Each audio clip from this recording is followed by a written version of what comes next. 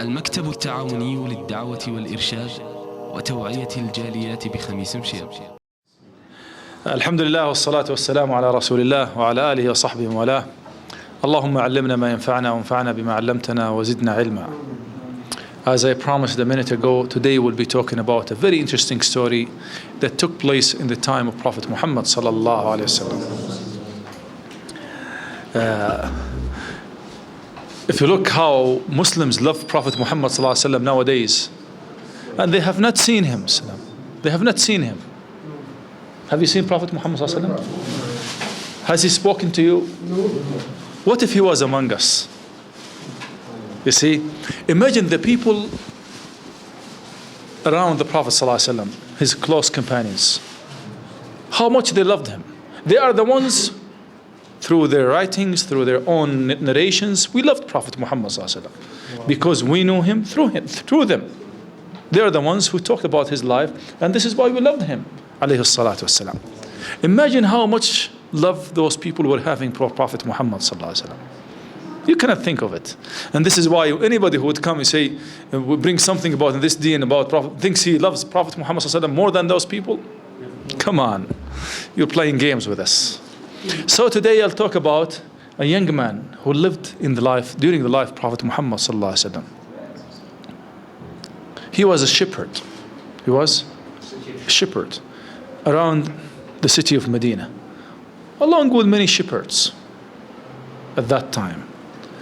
And because there was no media, there was no way for people who were far away, like 5 kilometers, 10 kilometers of Medina, to know about Prophet Muhammad sallallahu alaihi wasallam. You see the responsibility that we have towards the world nowadays.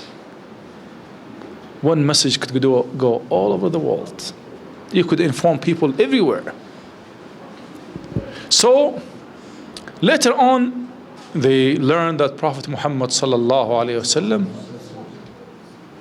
has come to Medina, and he was a prophet. People now praying in the mosque.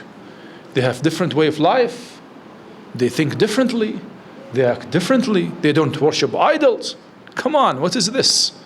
I mean, unbelievable news. So this man sat with his colleagues, the shepherds. Their sheep were grazing, and they were talking. Said, why don't you go and see what this man was teaching? They thought it was fun, and he just going somewhere else. So they went to Medina, and they met with Prophet Muhammad sallallahu alaihi wasallam. He explained Islam to them. All of them became Muslims. What was the first thing that they decided upon? Now they have their sheep, but they don't want to miss the knowledge that Prophet Muhammad sallallahu alaihi wasallam was teaching in the masjids. Yes, they want to care about their sheep, because this is how they live. Okay, how they sustain their lives. How can we deal with it? So they started doing a routine. You'll go this day, 10 will go. They were 11. 10 will go, and 1 will take care. And vice versa.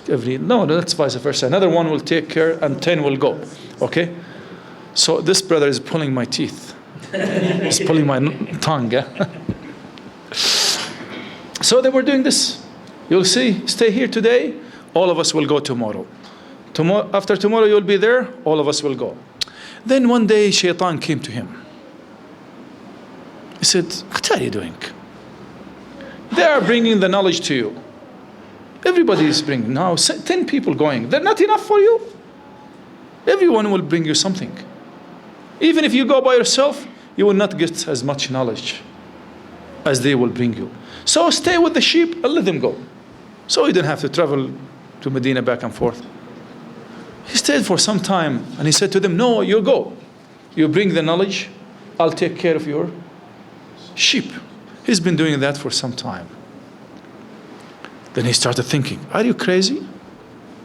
Those people go to Prophet Muhammad sallallahu alaihi wasallam. They sit with him in his masjid, pray with him. He said, no, I'll have a new policy. I'll get rid of my sheep and will stay forever with Prophet Muhammad sallallahu alaihi wasallam. He made the decision and he went to the Prophet sallallahu alaihi wasallam and he lived among the people of Sufa. You know Sufa? People who live, there was a small hotel next to the masjid of Prophet Muhammad. They still have the place there. It's not a hotel, but the place where they sleep, where they eat, where they learn, that is their place. It's called Sufa. Sufa. Okay? So, and many of the great scholars of Islam around the Prophet ﷺ were brought up in that university. I call it the University of Ahl Sufa. Okay? A real university. Not like our fake universities that we give fake certificates. It doesn't reflect reality. Okay? You know what is the name of this man? If you know the name of this man, you may share some tea with me. I remember I talked about him here a long time ago. Anyway, this man became one of the great reciters of Quran. He became one of the 7 fuqaha, great fuqaha of Medina.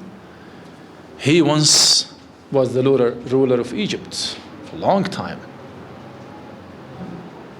That shepherd? That shepherd. Amr ibn As? Amr ibn As was not a shepherd, he was Fighter. a wealthy businessman and a fighter. Okay. It's not Abdullah ibn Mas'ud. Abdullah ibn Mas'ud from the people of Mecca. This man from Medina. Even one of the imams of Al-Haram now belongs to the same tribe. This man. Yeah. Now he has become the imam. He used to be imam of the Prophet's mosque. Now he is imam of the sacred mosque, Haram, in Mecca. You don't know the names of the imams of the Haram?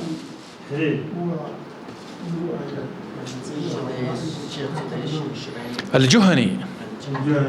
Uqbah ibn Amir al-Juhani. He's from the same tribe of Imam al-Haram nowadays. You see? Uqbah ibn Amir al-Juhani radiyallahu anhu, he became very close to Prophet Muhammad sallallahu alaihi wasallam. He left all he owed in this world was his sheep. He gave them for the sake of Allah and went to study in the school of Muhammad sallallahu alaihi wasallam. In the school of Muhammad sallallahu alaihi wasallam. One day the Prophet sallallahu alaihi wasallam, along with Uqbah, and he was a very young man. You know, we talk about a teenager. You're not talking about mature men. But those that were the people who really get close to Prophet Muhammad sallallahu alaihi wasallam, we find difficulty dealing with our own children. Really, I mean it, with my own children. And those people were attracted to Prophet Muhammad sallallahu alaihi wasallam. And if you see, most of the people who were around the Prophet sallallahu alaihi wasallam were teenagers. And teenagers at the age of, they have inquisitive minds. They are very intelligent. They don't have many commitments. They are restless sometimes. But if you know how to deal with them, they could change the whole world. The youth change the world. Old people don't change the world. Although they're wiser, they're wealthier. But it's the young people who change the world. And the Prophet ﷺ realized that. And most of the people around the Prophet were young people. Yes, he had many older people like Abu Bakr and Umar and those people, wise, great men, but he had many young people around him. And Islam should go to young people as well, everywhere. The young people responded better to Prophet Muhammad ﷺ than most of the older people. So the Uqbah left everything for the sake of Allah and sitting next to the Prophet ﷺ. Therefore, he would gain as much knowledge as he could get from the fountain of Prophet Muhammad ﷺ. And this is why he became one of the great scholars, 7 great scholars of Medina. One day, as I mentioned, he was with the Prophet ﷺ, and a revelation came with 2 surahs of the Quran. That Uqbah was the first to pick and the first to report. You see how Allah compensated him for his goats? If he had followed his goats, we wouldn't have been talking about him here and saying, oh, Allah gathered us with Uqbah ibn Amir in paradise. with this man from Juhani in paradise. You see? We wouldn't have thought of Uqbah. Uqbah would be very insignificant even if he was a billionaire at that time and he owed 1 million sheep. Nothing would make him significant. But his attachment to this deen elevated him. So the Prophet said, Uqbah said, yes, the Prophet of Allah said, I just received 2 great surahs of the Quran. Bismillahir Rahmanir Rahim. قل أعوذ برب الفلق من شر ما خلق ومن شر غاسق إذا وقب ومن شر النفاثات في العقد ومن شر حاسد إذا حسد.